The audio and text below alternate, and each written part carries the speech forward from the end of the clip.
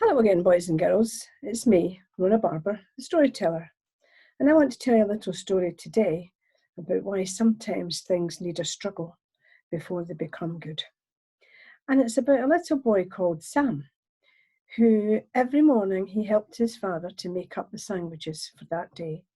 Sandwiches that his dad would take to work in his lunchbox, and sandwiches that Sam would take to school. Sam was 5 years old. And he loved doing this with his dad. It made him feel really important that he was doing something to help. And his dad would take off to work with the sandwiches in his lunchbox with an apple, a banana, and a drink, exactly the same as what Sam would have in his lunchbox for school. Well, every day, especially when the weather was nice, but unless it was raining very heavily, Sam's dad, at lunchtime, would leave his office and cross the road to the park near his office and sit down on a park bench and have his lunch. And this day something incredible happened. He was sitting watching, and this thing was moving on a leaf just opposite where he was sitting. And he could see it struggling, and it was a little fat thing that looked like a slug. It was actually a caterpillar. And he realised that as he got closer because it was bright green. And it was struggling and struggling, and it had shed off most of its skin, and there were some silk-like threads that seemed to be holding it back. And Sam's dad thought, oh, I should really help this poor creature. You know, it's just, it's not going to manage to get free. So he picked it up and he pulled the threads apart, and then he put it back on the leaf. And the next minute, this slug stretched and stretched, and out came the wings, and it was a beautiful butterfly. But what happened next wasn't just so good, because it couldn't fly. It was trying to flap its wings and it couldn't. And Sam's dad thought, oh, poor little thing, there's something wrong with it. If I leave it here, the first bird that comes along is going to have it for lunch. So he put it in his lunchbox and took it back to his office. Then he put it on the window ledge and opened the window. And he said, it's bound to be able to fly in a little while. It didn't. It didn't move. It tried, but it struggled. It really struggled. And he didn't want to leave it in the office overnight. So when he went home, he took it in the lunchbox back home, showed it to Sam.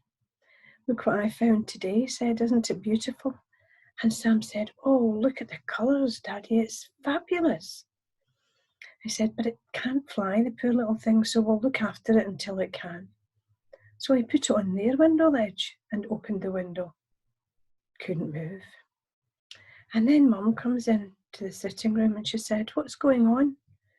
And Sam's dad said, I've just brought this home to let Sam see this gorgeous butterfly. The poor little thing can't fly.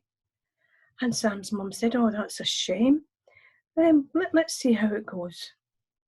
And then Sam's dad started to say how this had come about. He said, I saw it struggling and I just thought I need to help it a little bit.